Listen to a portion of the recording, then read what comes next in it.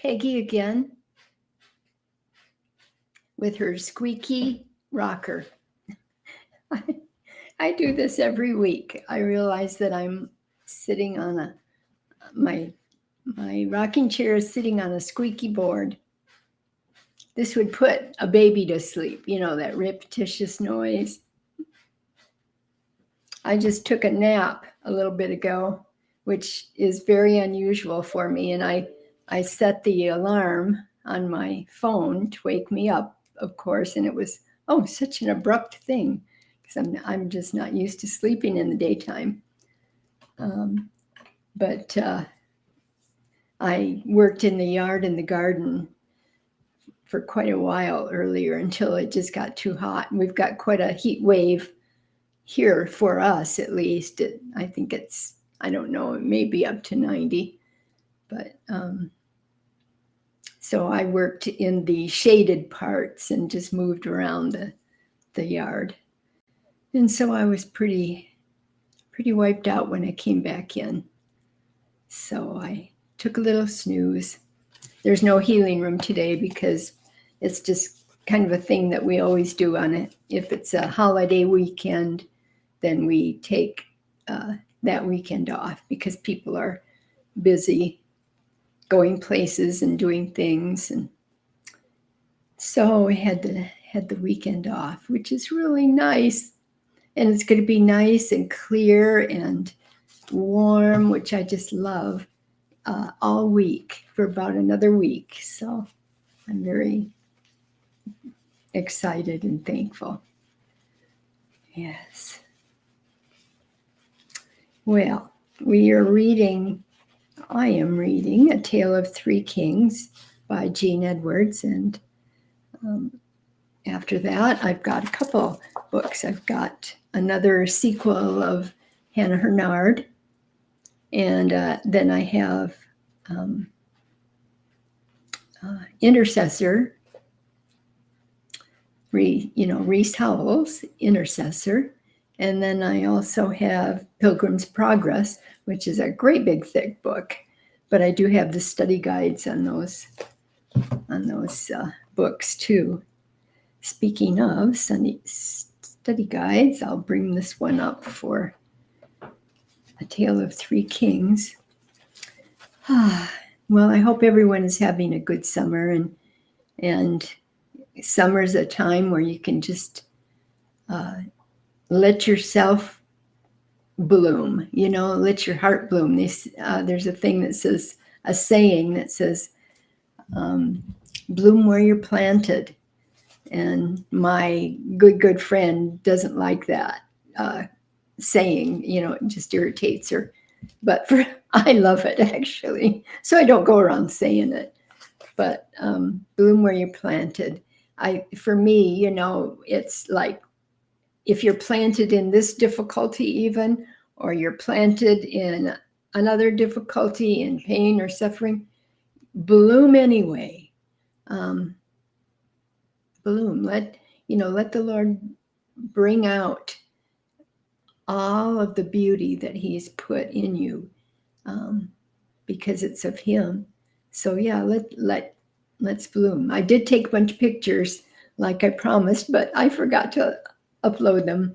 But I will put them on my Facebook, and I guess I could put them on YouTube also, of all my little plants. And then a month from now, I'll show you the pictures, and they'll be great big plants.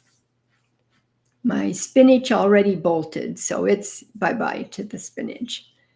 But everything else is taking root. Thank you, Lord.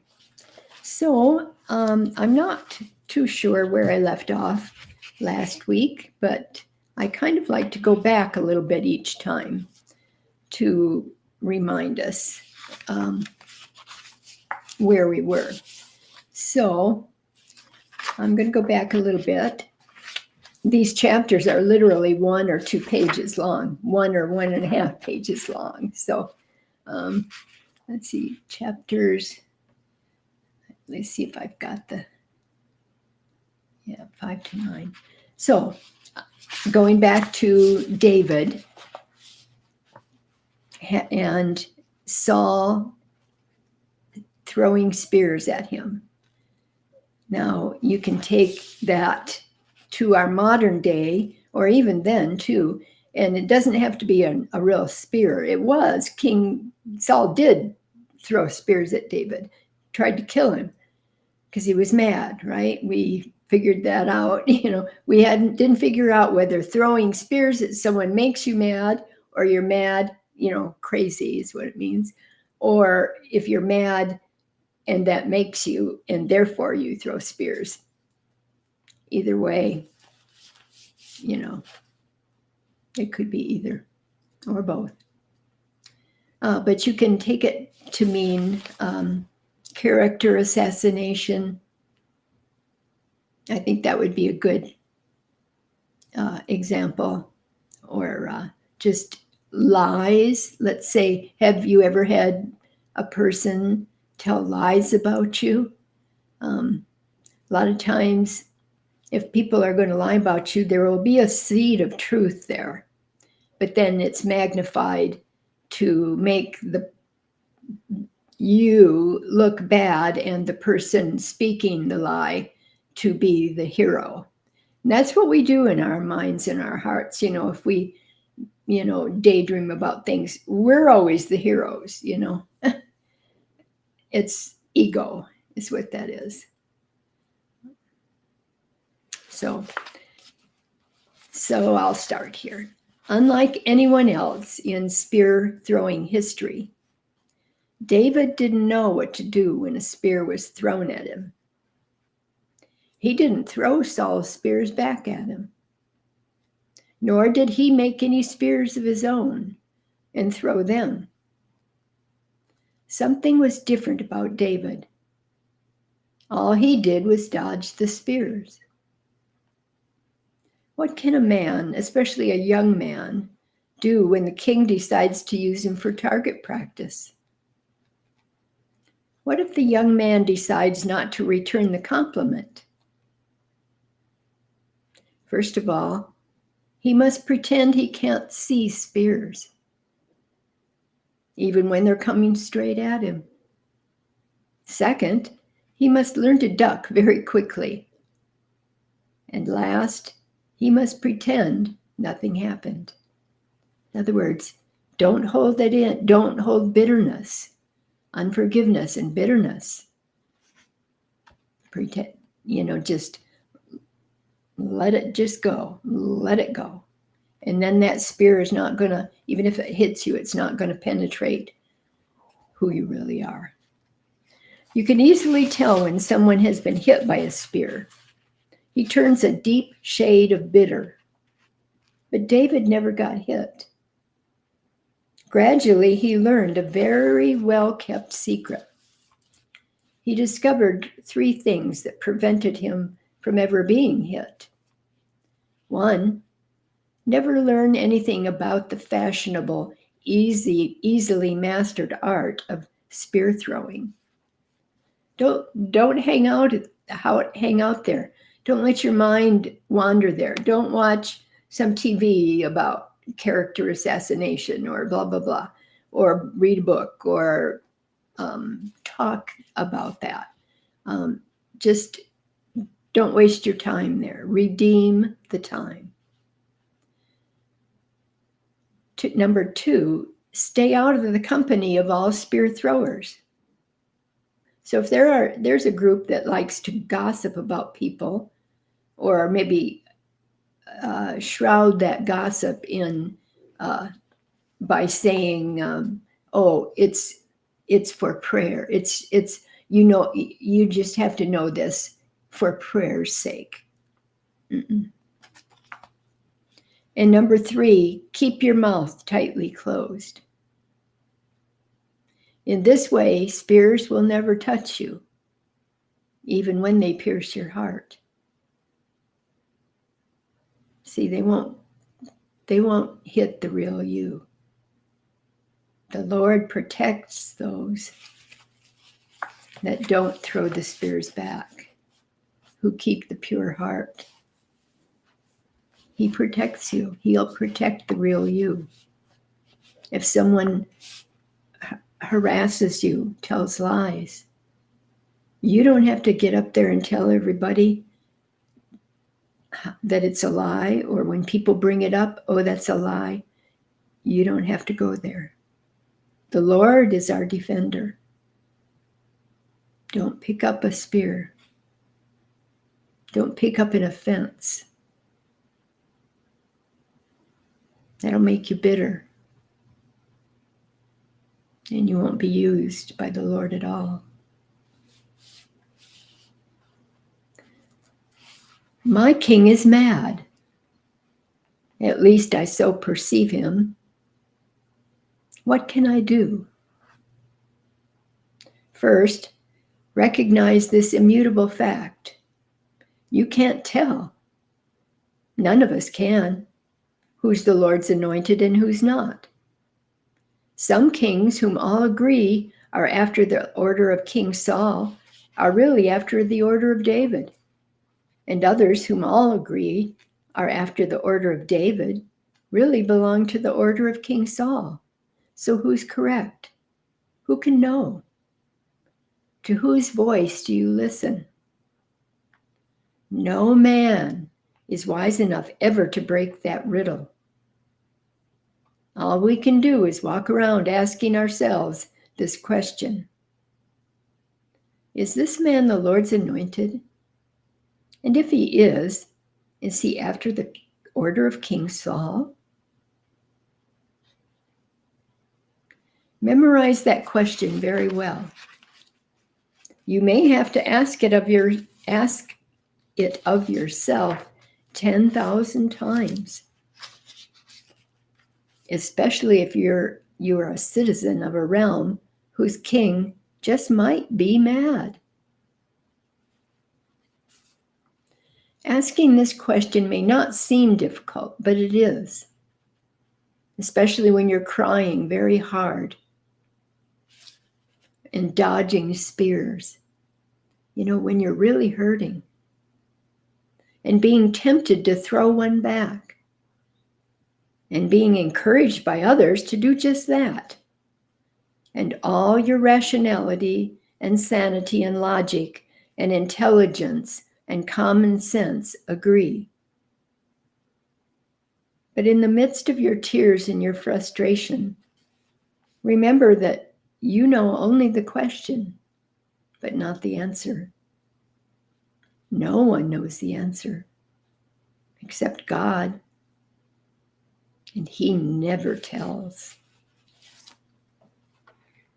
I think I mentioned a couple of weeks ago, a person's character is going to reveal itself eventually. That's pretty much the way you tell, right? Just be concerned with your own heart. The King Saul number 2 in your own heart, if it ever does come up. And people and things are going to provoke that in our hearts. It's going to provoke that to rise up. But don't go there.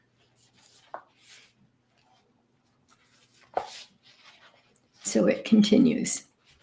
I didn't like that last chapter, you say. It skirted the problem. I'm in David's situation, and I'm in agony. What do I do when the kingdom I'm in is ruled by a spear-wielding king? Should I leave? If so, how? Just what does a person do in the middle of a spear-throwing contest? Well, don't get in the middle of a spear-throwing contest. Well, if you didn't like the question found in the last chapter, you won't like the answer found in this one, it says. The answer is, you get stabbed to death. But what is the good in being speared? You have your eyes on the wrong King Saul. As long as you look at your king, you're going to blame him, and him alone, for your present hell. But be careful. For God has his eyes fastened sharply on another King Saul. Not the visible one standing up there throwing spears at you. No, God is looking at another King Saul, one just as bad or worse. God is looking at the King Saul in you. In me. Saul is in your bloodstream, in the marrow of your bones. He makes up the very flesh and muscle of your heart. He's mixed into your soul. He inhabits the nuclei of your atoms. We are the offspring of Eve, Adam and Eve. But we have been born from above, so that's the key. But continuing, King Saul is one with you. You are King Saul. He breathes in the lungs and beats in the breast of all of us. There's only one way to get rid of him. He must be annihilated. You may not find this to be a compliment, but at least now you know why God put you under someone who just might be King Saul. David the sheep herder would have grown up to become King Saul II, except that God cut away the Saul inside David's heart. And it is a cutting. It's a cutting. It's brutal. That operation, by the way, took years and was a brutalizing experience that almost killed the patient. And what were the scalpel and tongs God used to remove this inner Saul? God used the outer Saul. See, Saul picks and picks and throws and speaks, and that's the outer Saul, and it annihilates it. It hits and it breaks off those stony pieces of Saul that are in our hearts, that as long as things are going fine and we're around people that love us, we don't even know that's there until it's annihilated. It must be, once we see that it's there, it must be annihilated. King Saul sought to destroy David, but his only success was that he became the instrument of God to put to death the Saul who roamed about in the caverns of David's own soul. Yes, David was virtually destroyed in the process, but this had to be. Otherwise, the Saul in him would have survived. Remember in the Bible when the Israelites were supposed to completely annihilate the Jebusites and, all the different ites. And they did most of the job, but left a few, didn't quite finish the job. It's got to be complete, or it's going to survive. David accepted this fate. He embraced the cruel circumstances. He lifted no hand, nor offered resistance, nor did he grandstand his piety. Like, oh, I'm so holy. I'll dodge this spear. You just go ahead and throw him. No. Silently and privately, he bore the crucible of humiliation. Now you see that crucible of humiliation, that will kill off the Saul in our hearts. It's somewhere we don't like to be in, though. We don't want to be there. Because of this, David was deeply wounded. His whole inner being was mutilated. His personality was altered. When the gore was over, David was barely recognizable. You weren't satisfied with the question in the last chapter, it says? Then you probably didn't like the answer in this one. None of us do, except God.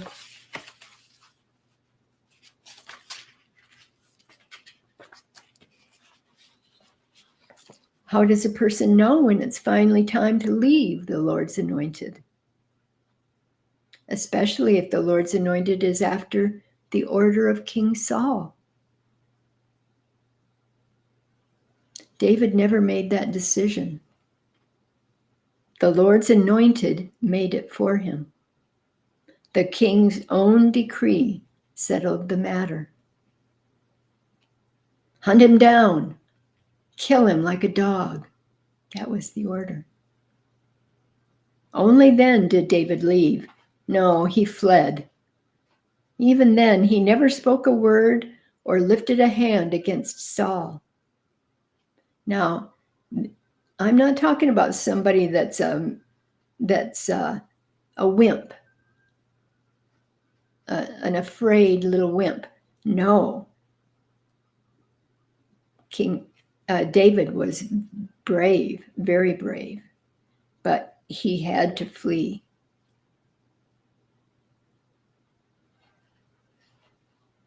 But he never lifted a hand against Saul. He could have. He was a warrior, and he could have, but he didn't.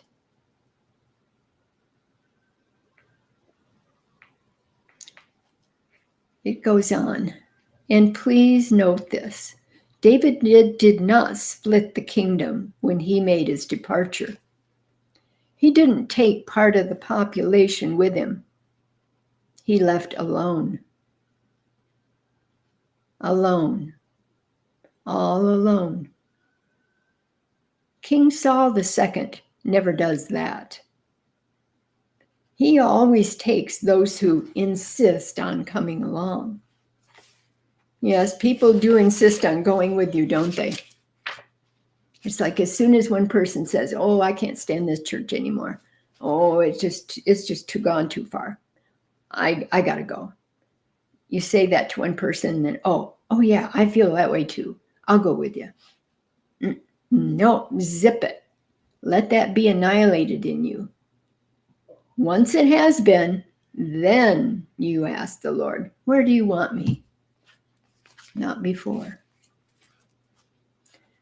They are willing, these people that want to come with you, they are willing to help you found the kingdom of King Saul II. Such men never dare leave alone. But David did leave alone. You see, the Lord's true anointed can leave alone.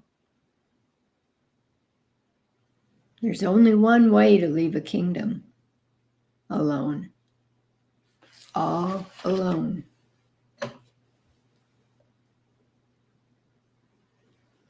Let's see what we have here.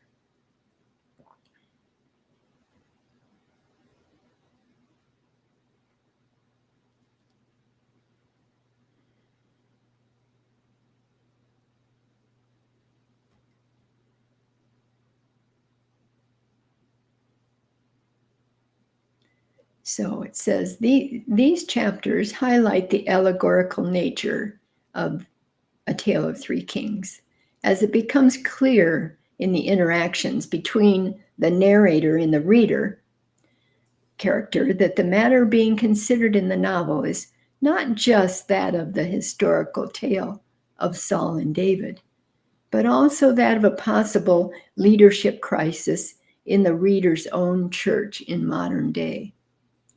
The reader's questions imply that their church is under the authority of a less than perfect spiritual leader.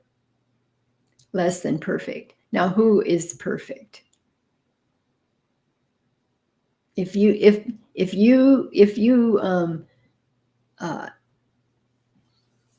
talk about the leader and say that you don't like them, and the leader goes out, and then you get put in. Are you going to be perfect? No.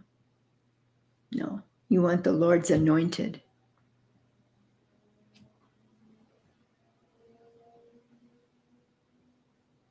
The less than perfect spiritual leader, one who might prove to be a Saul rather than a David.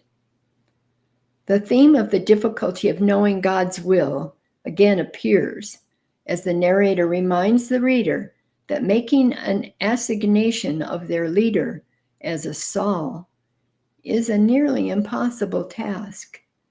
And if one's wrong, as one very well might be, then the reader will have taken a stand against a David, specially favored by God.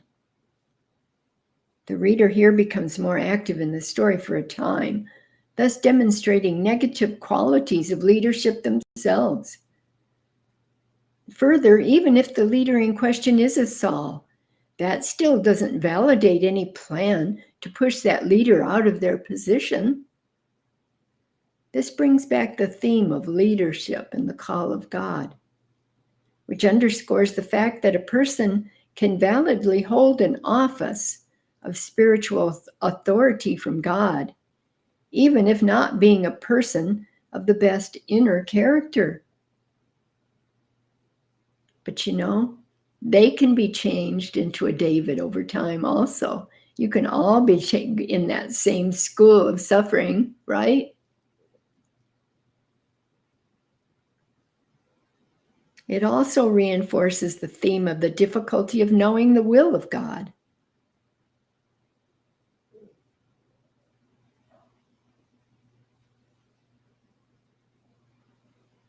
Applying the pattern of David's story to the contemporary field of church leadership struggles is what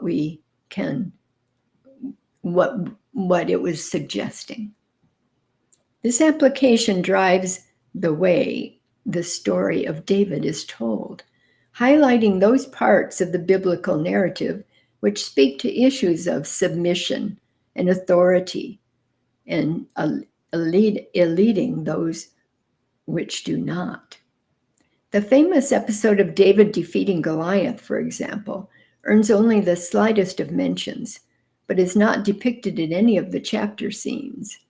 The reason for this, presumably, is that the Goliath episode doesn't deal in any significant way with the authority/submission dynamic between Saul and David, since it arises before David has come to Saul's attention. Remember, David tried Saul's armor on, and it didn't fit. He couldn't move in Saul's armor. So he had to wear, his own armor was the anointing, was the presence of God.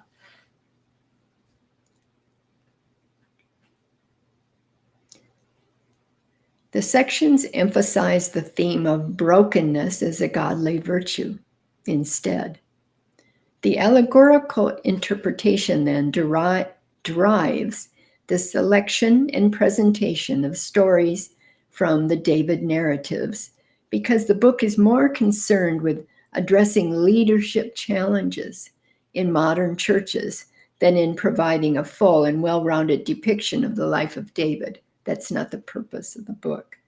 The spear-throwing incident is discussed as an example of David allowing himself to be attacked and broken by God's will, which will make him a better leader.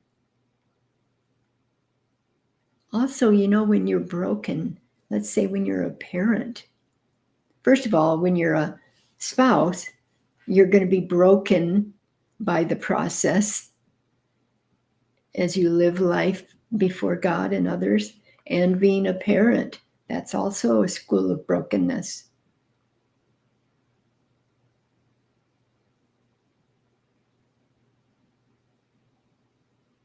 The question of leaving a particular kingdom or church arises again, and this time the narrator returns to telling the story of David in order to answer it. David didn't leave Saul's kingdom. He was driven out by force. Rather than making the decision to leave, and then creating a performing public exit to generate sympathy, David waited until Saul's behavior, at this point, the resolution to hunt David down and kill him, made the decision for him. Then David left quickly, all alone. The analogy to contemporary church life is that if one is forced to leave a church because of toxic leadership, that person should not make it their ambition to take a whole movement along with them. He left alone, all alone. King Saul, too, in our own heart, never does that. He always takes those who insist on coming along, like we read. And the narrator points out that anyone who leaves the church in this manner, emulating King Saul's methods, is simply setting up their own kingdom and will shortly become a King Saul themselves. Well, well, well. Isn't that a pretty picture we have? And what is the answer? No man knows, but God does. And he'll never tell. Caves are not the ideal place for morale building. There is a certain sameness to them all, no matter how many you've lived in. They're dark, wet, cold, stale. A cave becomes even worse when you're its sole inhabitant. And in the distance, you can hear the dogs baying. But sometimes, when the dogs and hunters were not near, the hunted one sang. He started low and then lifted his voice and sang the song the little lamb had taught him. The cavern walls echoed each note just as the mountains had once done. The music rolled down into deep cavern darkness that soon became an echoing choir singing back to him. That reminds me of a little miracle that happened to me years ago. It was in my first MRI that I had to take decades ago. And in those days, they were kind of rudimentary machines, and they were much louder. They were not pleasant. But when I was in the MRI, and it's got these hammers that bang, bang, bang, bang, bang, bang, bang along the metal. It's a magnetic resonancy, bang, bang, bang, bang, bang. That's why they give you earphones, buds to put in your ears, and they ask you what kind of music you want. Well, back in those days, there wasn't anything like that. But the Lord did a miracle for me when I was in the MRI. I could hear the heavenly choir singing to me and saying, it was a choir singing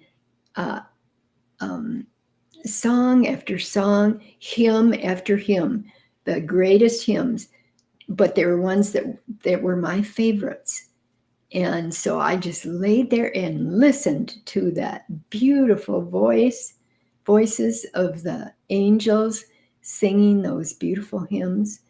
And I didn't even hear the banging all around me. It was like being in a cave, like David singing in the cave there. It reminded me of it. He says it became an echoing choir singing back to him. That's what it was like for me.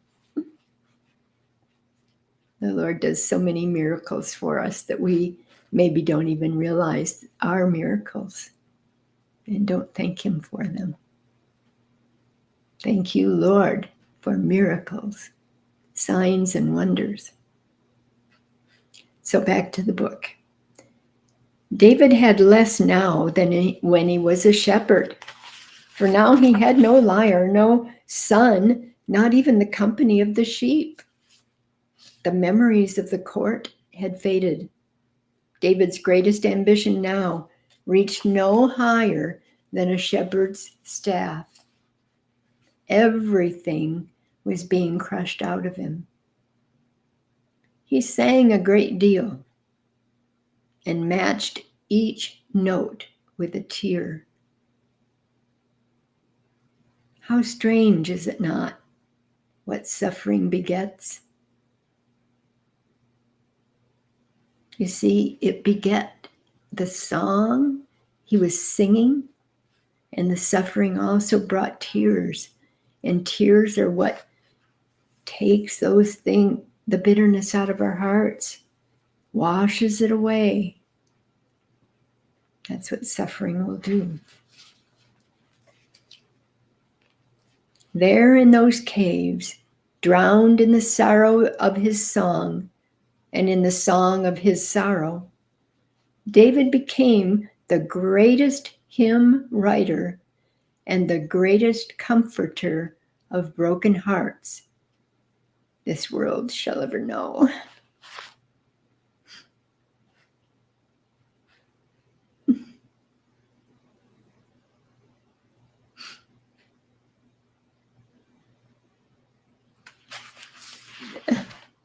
Isn't that precious?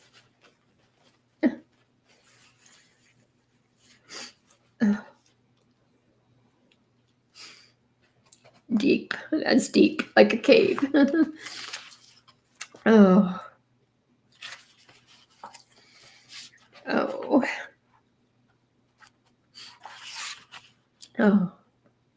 It's one of those things you want to embroider and put on your wall. Oh. Oh. See, I can cry over this because I've been in this school of suffering for many years. So David ran through soggy fields and down slimy riverbeds. Sometimes the dogs came close. Sometimes they even found him. But swift feet, rivers, and watery pits hid him. He took his food from the fields. He dug roots from the roadside. He slept in trees, hid in ditches, crawled through briars and mud. For days he ran, not daring to stop or eat. He drank the rain. Half naked, all filthy, on he walked, stumbled, crawled, and clawed. Caves were castles now. Pits were his home. In times past, mothers had always told their children that if they did not behave, they would end up like the town drunk. No longer. They had a better, more frightening story now. Be good or you'll end up like the giant killer David. In Jerusalem, when teachers taught students to be submissive to the king and to honor the Lord's anointed, David was the parable. See, this is what God does to rebellious men. The young listeners shuddered at the thought and somberly resolved never to have anything to do with rebellion. So it was then, and so it is now, and so it shall ever be. You see, David wasn't rebellious. He was used in this parable that parents would say to their children, but that was all appearances. It was switched around. David wasn't the rebellious one, but he kept his mouth shut. He gave his reputation to God to protect. Much later, David would reach a foreign land and a small, very small measure of safety. Here too, he was feared, hated, lied about, and plotted against. He shook hands with murder on several occasions. This is reminding me of our hour in which we live in politics. He was feared, hated, lied about, plotted against. These were David's darkest hours. We know them as pre-king days, but he didn't. He may have assumed this was his lot forever. See, we see the end of the story. We know the end of the story. He was living it. He didn't know. He thought this could be his lot forever. Suffering was giving birth in him. Humility was being born in him. By earthly measures, he was a shattered man. By heaven's measure, a broken one. It reminds me, they thought Jesus was abandoned by God, stricken, rejected.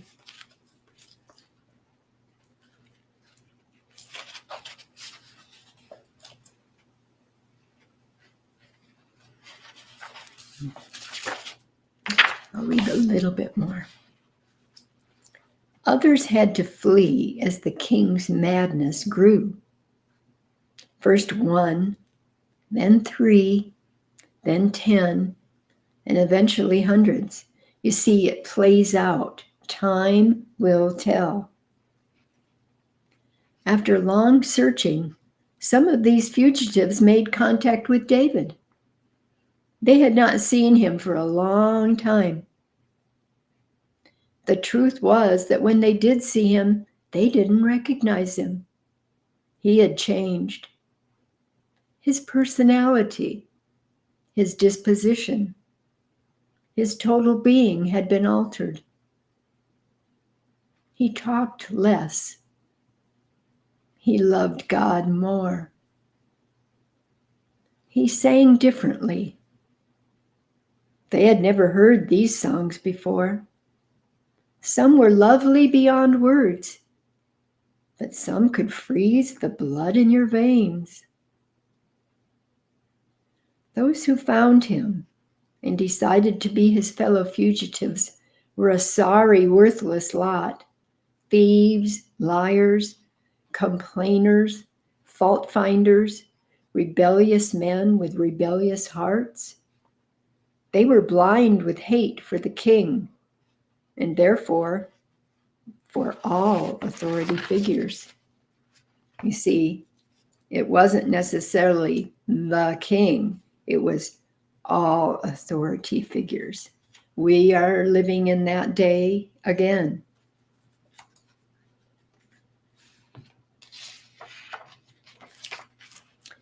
They would have been troublemakers even in paradise, if ever they could have gotten in. Again, we're experiencing that in our own streets, in our own universities. David didn't lead them. He didn't share their attitudes. Yet, unsolicited, they began to follow him. He never spoke to them of authority. He never spoke of submission. But every one of them submitted. He laid down no rules. Legalism is not a word found in the vocabulary of fugitives. Nonetheless, these ones cleaned up their outward lives by being with David. Gradually, their inward lives began to change too from being around him. These were orphan spirits, those that had orphan hearts. And they were gradually changed by being with David, seeing the Father's love birthed in him and matured in him. So their inward lives began to change too by being around him. They didn't fear submission or authority. They didn't even think about the topic, much less discuss it. Then why did they follow him? They didn't exactly. It was just that he was, well, David. That didn't need explanation. And so, for the first time, true kingship had its nativity. True kingship was being born. Wow. David and those worthless men. And, we're the worthless men. We could be the worthless men. Have we ever been disobedient and all these things? Where did it say? Liars, thieves, complainers, fault finders, rebellious hearts, blind with hate, against authority, troublemakers. Yeah. Let's see if we have anything here. So David is now on the run, hiding in caves, even though caves are not nearly as idyllic as a backdrop as the meadows in which he once shepherded. He still passes the time by singing his songs. In his current circumstances, David's hopes and ambitions are being reshaped. You see, the Lord is working on his heart. He's the potter, we are the clay. The memories of the court had faded. David's greatest ambition now reached no higher than a shepherd's staff, it said. Everything was being crushed out of him.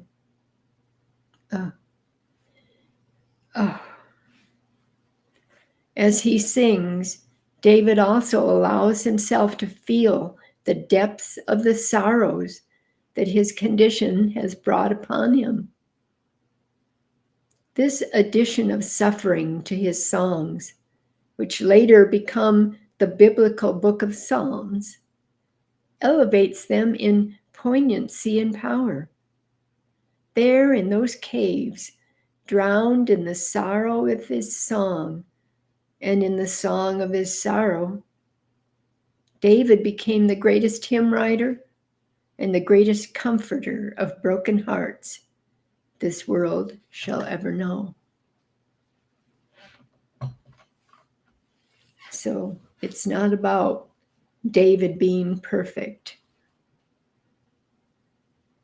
He made a lot of mistakes, a lot of missing the mark, but he was taught in the Lord's school of suffering.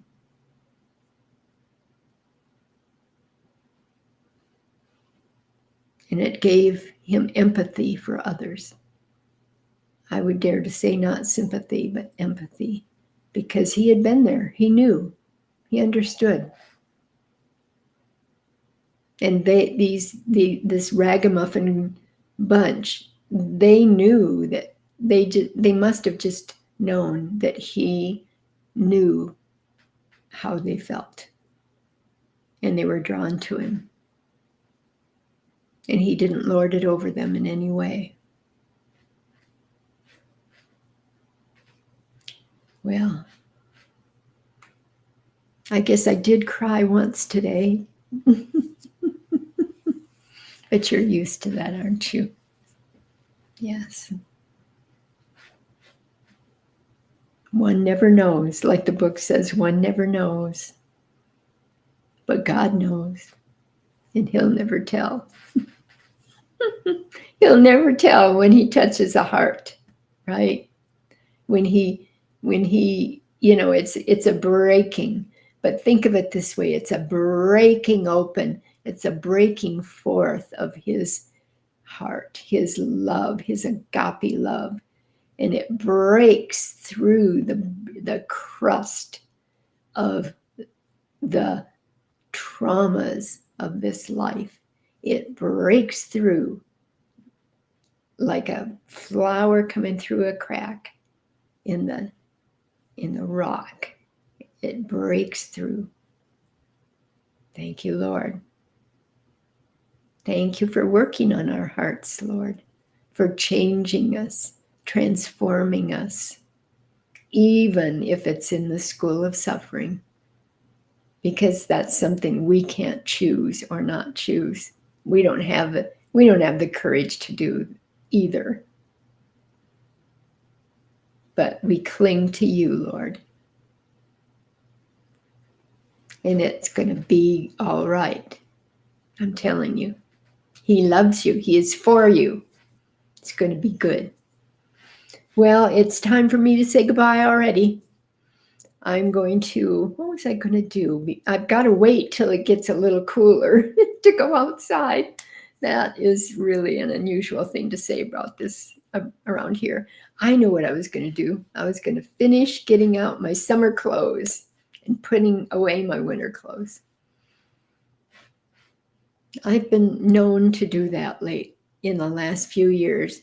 Each season, I'm transferring the old clothes, the clothes for the previous season, packing them away and bringing out the right clothes for the season. Let us be clothed in love, clothed in your joy, yes, in your peace.